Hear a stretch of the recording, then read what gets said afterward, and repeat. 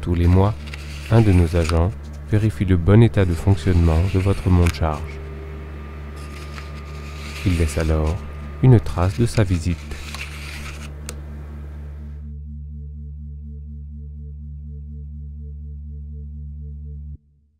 Le contrat d'entretien qui nous lie à votre propriétaire, la CNP, ne prévoit que le remplacement des pièces d'usure normales ayant entraîné une panne naturelle. Aucune réparation ne sera entreprise par nos soins en dehors de cet entretien.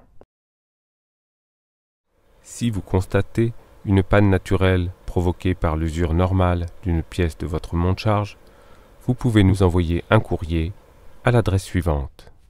Seuls seront pris en compte les textes courtois, rédigés dans un langage correct et respectueux des usages. Avant de nous contacter, vérifiez que l'anomalie constatée est bien une panne naturelle et durable. Si tel n'est pas le cas, essayez de procéder vous-même à la réparation. Comme ici, par exemple, avec juste un peu de colle.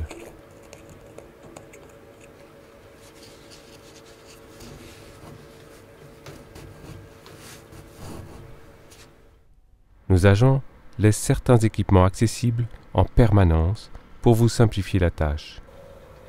Les luminaires se démontent avec un simple tournevis. Certains boutons peuvent être réparés avec un cruciforme. La trappe d'accès à la salle des moteurs reste ouverte en permanence. L'échelle permettant d'y grimper n'est jamais attachée.